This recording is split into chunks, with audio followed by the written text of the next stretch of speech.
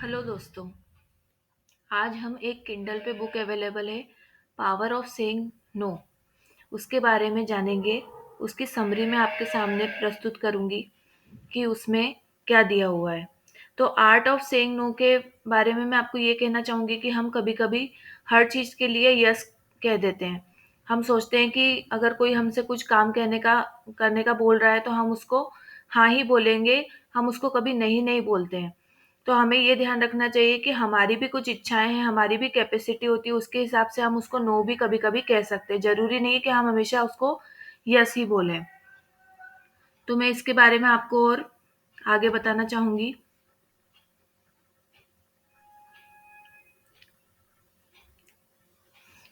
Art of saying no, reasons why we can't say no. Don't want to hurt other people's feeling. हम ये सोचते हैं कि हमें दूसरों की फीलिंग को हर्ट नहीं करना, मतलब उनको ऐसा फील नहीं होने देना कि वो हमसे नाराज हो जाए, तो इसलिए भी हम उनकी फीलिंग को हर्ट नहीं करते हैं। Desire to give a good impression, हम ये चाहते हैं कि हम उनको अच्छा इम्प्रेशन दें, हम अपनी तरफ से उनके सामने अच्छे से पेश आए।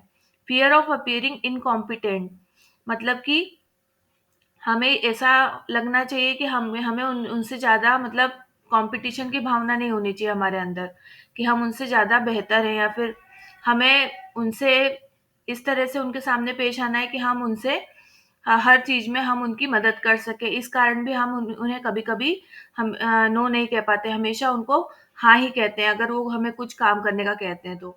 Afraid of what the client might think, और हम ये भी सोचते हैं कि अगर हम मना कर देंगे तो सामने वाला क्या सोचेगा। तो इसलिए हम नो नहीं कह पाते किसी को भी, हम हमेशा यस ही कहते हैं। हमें लाइफ में कुछ चीज़ों को नो कहना सीखना चाहिए, तभी हम सुखी रह सकते हैं। अगर हम हर चीज़ के बारे में हाँ, हाँ को लेकर ही सोचेंगे, ये सोचेंगे कि ये मिल ही जाए चीज़, तो हम हमेशा उस चीज़ को लेकर दुखी रहेंगे। आर्ट ऑफ सेइंग नो में कुछ पॉइंट्स हैं, जैसे वैल्यू योर टाइम। हम अपने टाइम की वैल्यू तभी कर पाएंगे जब हम वही करेंगे जो हमको करना चाहिए। ये नहीं कि हम फालतू की बातों में अपना समय वेस्ट करेंगे।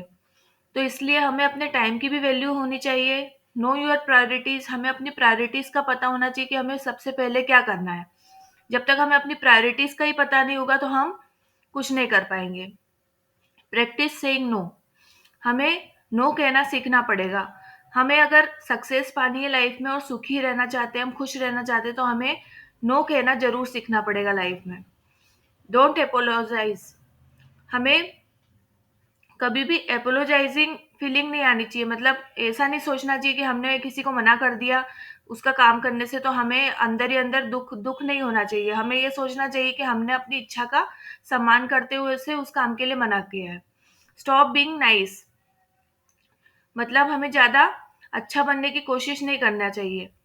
ठीक है। प्री एम्प्टिंग मतलब हमें अपने अपने आप को थोड़ा समय देना चाहिए, अपने आप को खाली रखना चाहिए, अपने आप को खाली रखना चाहिए कि हमें हमारी सारी इच्छाएं इस तरह से पूरी हो पाए। गेट बैक टू यू, इसके बाद बस यही है कि हमें इस तरह से अपनी लाइफ को पूरा बैलेंस करना चाहिए। अब हमें कैसे नो कहना चाहिए, हम किस तरह से नो कह सकते हैं। फाइंड योर यस, हमें अपना यस ढूंढना चाहिए कि हमें कौन सा काम करना है। हमें उस पर हमें उस पर डटे रहना चाहिए कि हमने कोई काम अगर सोच लिया है तो हमें वो करना ही है। Send the no between two yeses, और हमें कभी भी नो को दो यस के बीच में कंबाइन करके नहीं रखना चाहिए। हमें ये नहीं सोचना चाहिए कि हमें अगर नो कहें कि यस कहें, हमें डाउट की सिचुएशन में नहीं रहना चाहिए। Make sure you are actually saying no, और आपको ये श्योर होना चाहिए कि आप एक्चुअल में नो कह रहे हो किसी को भी। Be prepare to repeat yourself, और अपने आप को रिपीट करने के लिए तैयार रहना चाहिए कि हमको बार बार भी नो कहने की जरूरत पड़े तो हम कह पाए। Thank you friends.